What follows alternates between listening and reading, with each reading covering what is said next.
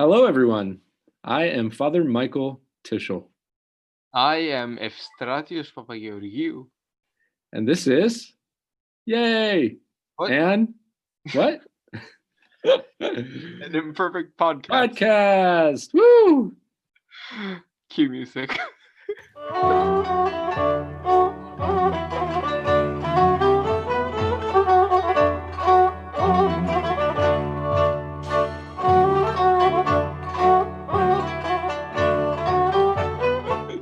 Just trying a different thing, Yeah.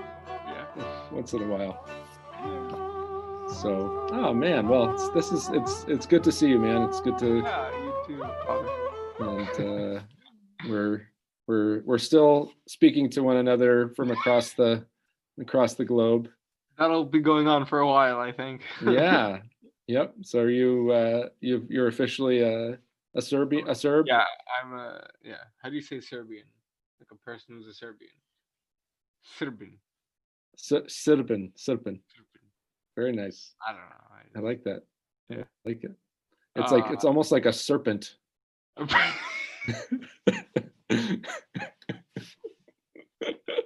Don't say that. I don't. No, it's not. It's with absolutely no connotation. It's just sound. Course. It's just completely the sound. I may or may not have had to jump a border to renew my. Oh yes, I've heard of these things happening. Yeah. Yep. I had friends who used to do that when they were in Greece. Oh yeah. I mean, I may or may not, in order to renew my stay here, had to go to Bosnia. Maybe, may or may not have had to just turn around on the bridge. Nice. Yeah.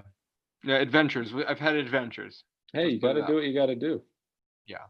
Just and during COVID, even during COVID, it's even more nerve-wracking. Right. COVID has made nothing easy. So. Oh yeah, I can only imagine. Yeah. Yep. Well, here we are. And how are you doing, Strati? I think I said it all. Yeah, I told people more than they, Right now, you're probably going to get a knock on your door in the morning, and you're going to open it. Don't say that. No, I'm just kidding. All shall be well with the world. Of course. Yeah. No, I've been well. It's been like an adventure. I mean, people know the most exciting parts of my life. Absolutely. How about you? Well, now that you ask that, how I'm doing, I think we should probably preface my response by saying that this is actually going to be the theme for our podcast today is how the experience of responding to the question, how are you doing? Mm-hmm. Simple question. We ask it every day. Yeah. And I will just confess before I actually respond to your question that almost every time I am asked that question, there is a little pang of anxiety of like, I don't know how to answer. I just kind of like freeze up. And I think it's because I assume that first of all, that I have to be true and I have to be honest in my response. There's part of me that kind of assumes that.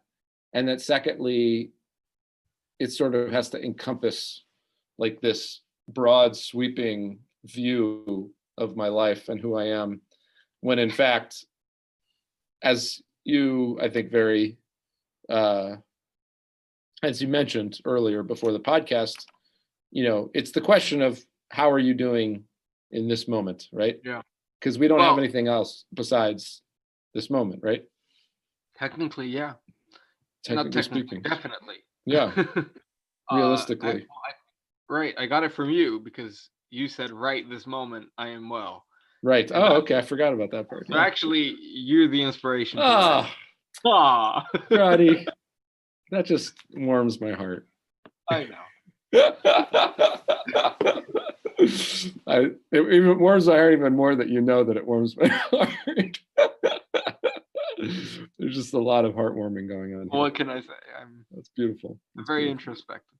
That's good. I appreciate that. I appreciate that. Yeah, in Cypriot, I've only ever heard of this in Cyprus, but a response can be, we say that we're good. Mm-hmm. Καλά λέμε. Mm-hmm. Oh yeah. Right. Yeah, So what does that mean? What does that mean? Means we say we're good. I know, but like, what does that mean? Like, what does that mean to you to say, like, we say that, like it's like supposedly is it almost like kind of like sarcastically or with a little bit of like irony to it or something, or there's a little bit of irony, but it's more like, the way I see it, it's like, I don't know. Yeah, it's like this like ironic, but yet I'm all right. Right. Like yeah. It's not like a bitter, like, chip on your shoulder kind of. It's more of a like, yeah, we say we're good. I mean, it's almost like you don't take yourself too seriously. It's like right. Yeah, it's like yeah, I mean, we say we're good. Do we believe ourselves? It's like that's kind of an open-ended question, but yeah, and I think it's a very, very introspective kind of answer, and it's a beautiful cultural response to that very basic question. There's a humility to it, right? I mean, there is. In a certain sense of saying, like, well, we say we're good, but are we good? I mean, and almost a humility in acknowledging the kind of mystery of things. Like, it's like, well, we say we're good, but do we really know? Like, and I think that actually gets at part of my anxiety, to be honest with you, is that, like, you're asking me to, like, define a mystery. Yeah. Right? Like, how am I doing? Like, how am I doing? Like, what? We say we're good. I think I'm going to start using that. I like that. Yeah. It doesn't quite translate into English as nicely. No, it's, I mean, or maybe I'll just start, like, if you ask me how I'm doing, I'll just be like, I mean, some might say that I'm doing okay. Yeah. I think I'm good. I think I'm good. Do you think I'm good? That's kind of what it means, though. And yeah, my mind is firing in different directions.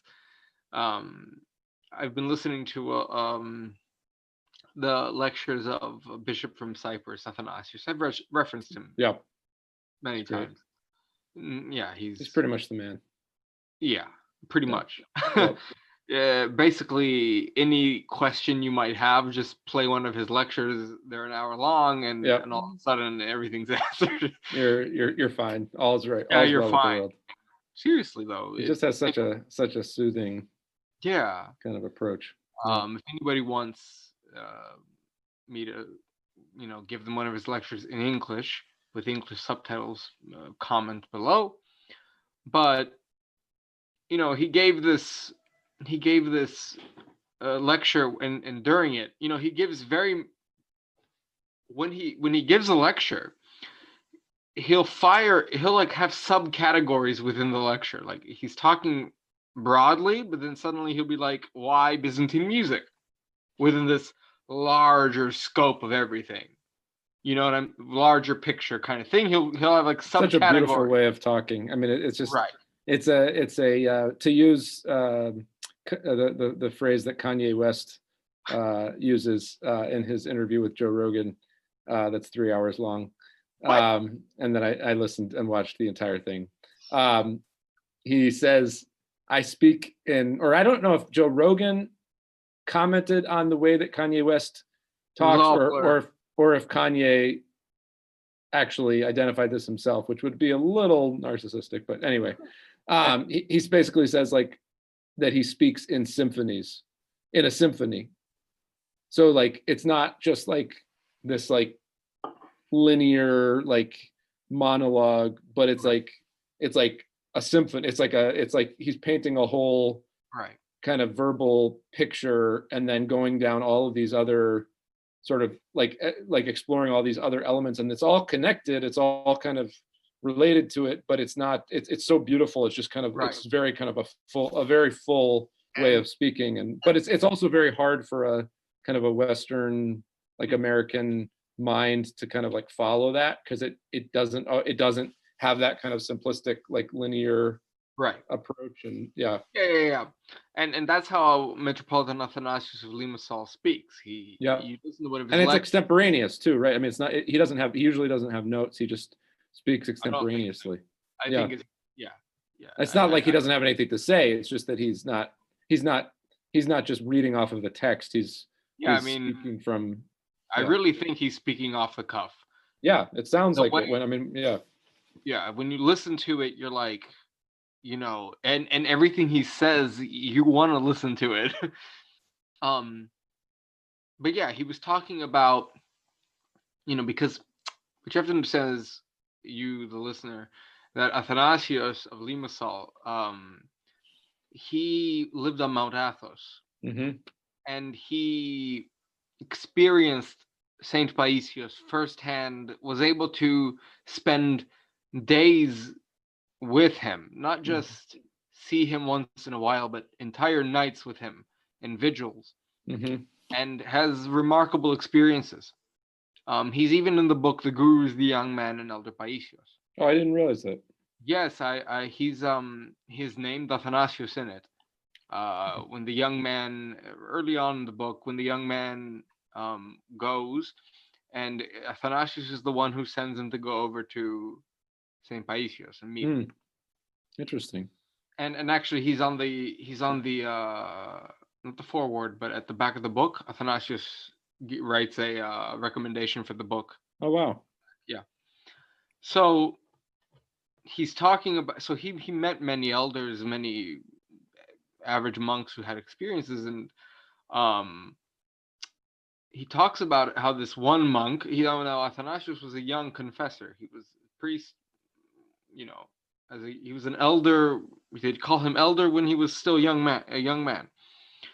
And he talks about how this one monk was a virtuous monk. He came to him and wanted to know, told him that he's thought about like where he is, this monk, where he is spiritually, and he wanted to know how he's doing. And I don't remember, there were a few examples, but basically what I'm getting at is that this is about how we're doing. And Athanasius recommends that we don't even wonder how we're doing on a spiritual level. And I think this is the reason. So this monk, who was a virtuous monk, but he was actually having issues. There was a friction with his elder, with the abbot of the monastery. Even though he was a virtuous monk, he was a good person, he was, prayerful, he still had issues with the abbot, and there were tension that have all been fixed by now. But at the time, and he said that the monk had a vision, and in the vision, they were, how at the end of the liturgies on Mount Athos, they bring out the relics. For everyone to venerate.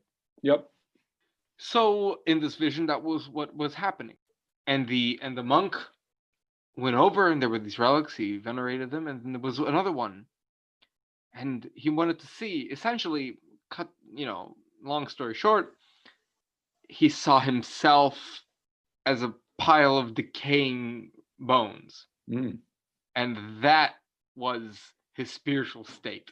Whoa. Ouch. Which Athanasius is trying to say to us, you probably don't want to see. You probably don't want to know what you are in comparison to God. Yeah. I mean, I think sure, are difficult to quite pin down the meaning. Right. Yeah. I'm not trying to tell you exactly what to think when it comes to visions. Yeah. But how we are and what we're doing might be a bigger question than one cares to venture into.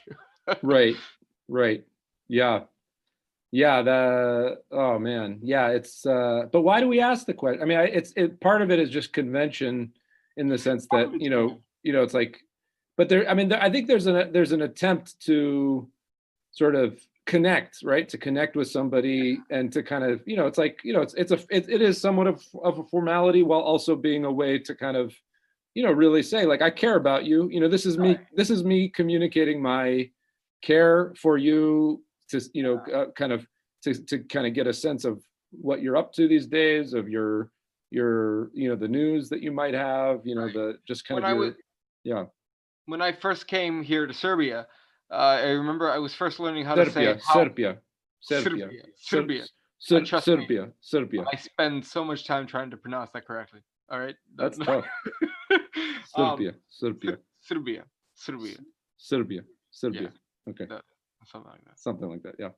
It's fine. I got a thumbs up. Anyway. Oh, good. Okay. No, the first week I got here, I went somewhere to eat, and I was learning still how to say "how are you," and it's "kakositi" or "kakosi." Kakosi. Okay. Kakosi is "how are you." Okay. Right. And the corner of my eye there was this woman sitting down with this man, and she goes "kakosi," and I how are you? Like, how are you really? It's haunting me. How are you? How are you doing? So was it almost like she noticed something non-verbally about him that she was trying to kind of evoke, like that he was sad or something like that, or no, I don't know, or that she really cared. She really. It's been a little while. How are you? How are you doing? Yeah. Nothing intense, but how are you doing? Yeah. Well, and it's also, I hear in that a desire on the part of the asker for communion. So it's a simultaneous desire to commune with the person by actually hearing how they're doing, but it's also sort of an expression of, I want to open myself up, to commune with you. It's like there's a reciprocal kind of thing where it's like you're asking, you're requesting that the person sort of give you something, while at the same time you're saying that you want to hear and that you want to know. And and it's funny because it's a moment in time that I just remember the way she said it. How are you? Like, what are you doing? What's up? And I think you're right. We say it in I walk by them and, hey, how you doing? Yeah, I'm good. And then there's when you actually sit down with the person. How are you doing? Right. What's going on? How are what's new in your life? And so it's again, it starts as sort of a formality. Yeah. But then it's it's a desire to yeah. And I think I jumped into the deep end with my example from Athanasius. Right, because that's like the very depths of that's the very of our human condition, I'd say. Sure. And that stands out to me because I've just listened to his lecture recently, and how profound the experience of the ascetic is. This person who's been trying for years to grow closer to God, but isn't really sure how he's done. But there's several things. Yeah, go ahead.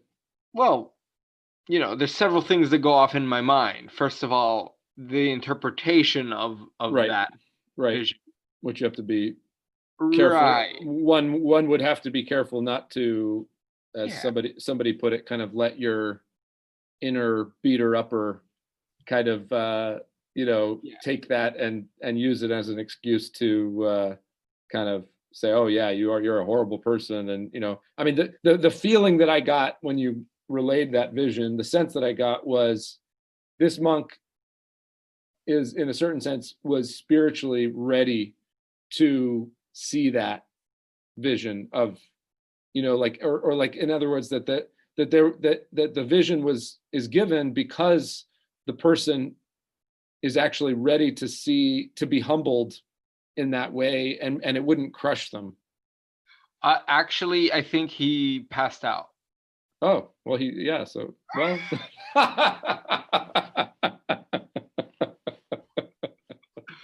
I believe he blacked out. Well, by ready, I don't necessarily mean it's going to be easy. Right. That's funny. I think I don't mean he's going to be like, oh, really? Okay, and then he just takes another sip of his, right. Yeah, no. Like he's ready, like that, like he's ready to encounter the next stage of his, and sometimes that includes a nice, smack on the face, like, yeah, you're nothing. You're absolutely, you think you're something, you are nothing. And not only nothing, you're stinking, rotting bones, like there's a way that you could hear that is so life-giving, right? And there's a way that you could hear that is so soul destroying, like they're two totally, I have to believe that the monk, this elder, was ready for it. Yeah. That God wouldn't reveal something that would destroy him. Sure. And so you're right. I mean, in some senses. Oh, go ahead. No, he had to have been ready for it, in the sense of, in the long run, he was ready for it. Not just like he's a novice, he walks in, God's like, you have no hope, and that's the end of the. Well, here's a more relatable example, perhaps, that kind of, to me, is in line with that kind of dramatic vision, is like, the vision of yourself when you get mad at somebody, like if you're like a loved one, a spouse or family member, whatever, like, who knows how to push your buttons, right? Like, and then they just push that perfect button, and you just erupt, like, it's like Mount Vesuvius, whatever volcano, and that is a vision of stinking bones, right? I mean, that is you confronting yourself in a very stinky way, right? Oh, yeah. And most of the time, we don't want to do that, because to do that would mean to confront a reality that is often too painful to confront, which is that I'm not perfect. I'm not the nice person I thought I was, but it's, in some ways, it's God gives us that vision, quote unquote, right? God allows us to erupt, to not create this false, kind of sense of who we are, and to kind of try to it's like, in a very weird way, I see the stinkiness of those of my own fallenness, and then the stinkiness of the bones, as like God's hand reaching out to me to draw me into communion. No, that's a very good way. And I think I've seen that too. I've like anybody else, I've experienced that as well. And so it's exactly what that monk, who lives a very virtuous life compared to me, but still at the same time at odds with a loved one, maybe, his abbot, but maybe not like I would, who explodes, but still there's a problem in the monastery. Mm-hmm. And I think that God gives us the opportunity for repentance within these seemingly, well, whenever I've gotten angry, it's almost right after, it's almost like a moment, like a desperate moment, like, look at me, here I am. Mm-hmm. And it's never good. It doesn't feel good to look at that behavior. Well, when you say here, when you say look at me, here I am, whose voice is that? Who's saying look at me, here I am? Yeah, myself. I'm like, this is another side of me. I'm not what if that, so I agree with that, but what if that look at me, here I am is actually God? Well, in the sense that, on at first glance, at first glance, the anger and the passionate state that erupts is like the devil, in the sense that it's like the last thing I want to be confronted with, because it's like it's ruining my perfect sort of vision of myself, right? On the second glance, it's myself, and it's God kind of extending, that vision of who I am so that I can be humbled. On the third glance, though, could it be like, if I were to turn and face that head on, right? Like that rawness of my anger or whatever head on, that it's actually God behind all of that, inviting me into communion. I think that's the key, is that we're not afraid of ourselves in the sense of our fallen selves, so much as we're actually afraid of communion, because the way towards communion with God is through the death of ourselves. Mm-hmm. And the only way that our self is going to die is when we give up on that idealized image that I've constructed of myself on my own, right? Like my perfect virtuous self without God, right? Mm-hmm. That I've constructed. And so I construct this like perfect virtuous idea, an image of myself, of Father Michael as this wonderful holy person. And then all of a sudden I get angry at my kids, right? And that flash of something so different than that image I've constructed is earth-shattering, in the sense that it starts to it gives me a different vision, and it starts to kind of chip away at this self that I've constructed. And yet it's actually my salvation. Mm-hmm. Because what I've constructed that might feel good now is actually a prison, mm-hmm. that is blocking me from communing with God. Yeah, the imagination, the imagination of yourself being a certain thing. Yeah. And God is showing you the reality, right? That the innermost reality, let's say, the room to grow, let's say, right. And the room, but the thing that we have to be careful about is, when we say the room to grow, we can continue experiencing that closed loop by saying, well, it's room to grow on my own, right? It's not room to grow as kind of like constructing this self. It's room to grow into communion with God.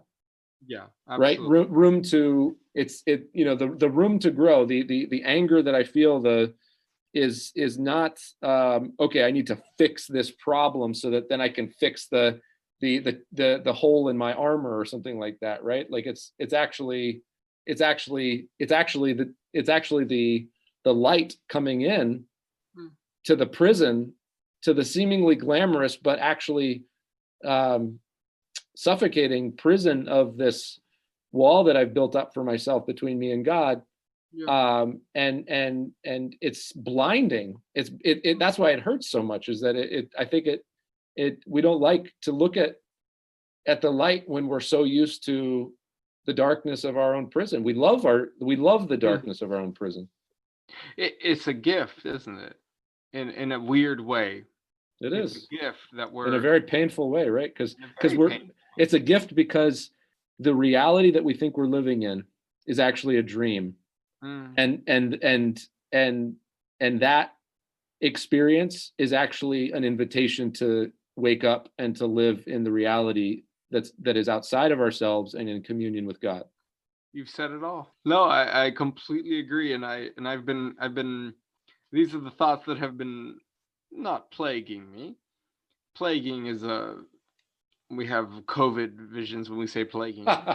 But no, plaguing is good, right? Because plaguing makes sense. Yeah. These are the thoughts that have been going through my head continuously. Like, right now I'm good, but I know I can be a certain other way. How do I combat that certain other way when it comes time for it? I think that's where focusing on the point of pain with that is actually really important, because it's our way, in some senses, though it seems like the worst thing when it's on the periphery, when we actually bring our attention to it, it's our way out of the prison of our self-sufficiency. I don't even have words. I'm not saying that to praise you. I'm just saying it. You're not praising me. Even our fallen condition is actually something to bring us closer to God.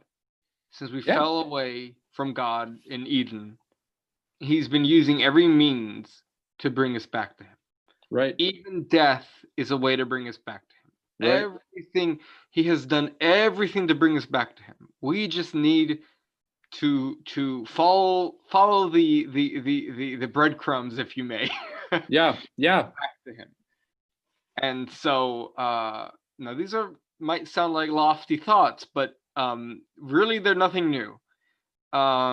This has been laid down from the incarnation of Christ on this earth.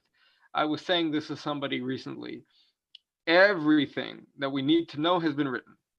You don't need to listen to an Imperfect podcast to learn what you need to do for salvation. It's all been written out in the fathers, in the New Testament, in the apostles. Yeah. And I don't know. I have that in my mind, and I thought I would share it for what it's worth. That everything's been written, and everything's been written. I think that's a beautiful thing to say. There's nothing new under the sun. Well, nothing's new under the sun, but of course, for each era has its own language, its own its own way of speaking. So if you listen to if you're reading Saint Ignatius, it might be a little harder than maybe listening to me. Not that I'm at the level of Saint Ignatius, but you know what I'm saying. A person now versus a person then might have a different way of thinking about stuff. Yeah.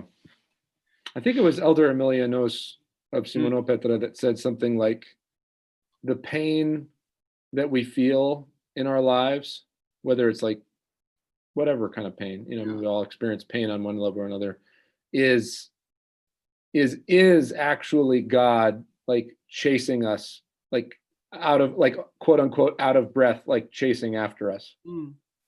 Yeah, Emilianos was he died a few years ago, right? Yeah, he experienced pain. Yeah. Yeah, he died a few years ago. But there's that connection between the things in our life that cause us pain and God running after us, and there's something to that. So a lot to think about. I think that we shared a lot, and that's just how you're doing. I mean, that's that's how I'm doing today. So yeah, right.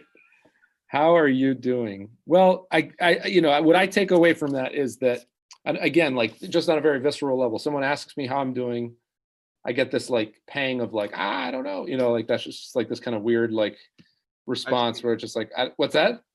I've seen it. You've seen it, yeah. I've asked you how you're doing. It's like, I don't know. So what is that? Well, that's you never know. You never look like you quite know how to tell them. Deer in the headlights, right? Well, yeah. No, not a deer. St. Paul talks about, it's in my weakness that I'm strong. Like Christ's strength is perfected in my weakness, right? And the weakness of the pain in our lives, even the miniature pain that I experience in the moment of being asked how I'm doing, right, is my strength. It's not something to be pushed away or avoided. In a sense, that's the point of repentance, isn't it? It's weakness. Well, it's not weakness. It's strength. Right. Disguises weakness, isn't it? It's confession is weakness disguise. It's strength disguises. You're right. Admitting you are at fault. Yeah. is being strength. weak. Yeah. It's finding the points, finding the tender points in your life, the points of seeming weakness, the points of deficiency, quote unquote, right? Those are actually the that's not what we should like obsess about. I'm not saying like kind of like focus on like be you know kind of like it's not, it has nothing to do with that. It's not in not in a weird like self-harm like right, yeah, not I can never weird earthly, humanly, right. I don't know how to, but yeah, kind of like beating yourself up, self-flagellating kind of way. Right, that was never healthy. No. Oh, they tried. Never worked. They tried. The Catholics. Well, my friend, I think this was a beautiful conversation. It always is. Always. It's always a pleasure, and painful as well. Oh.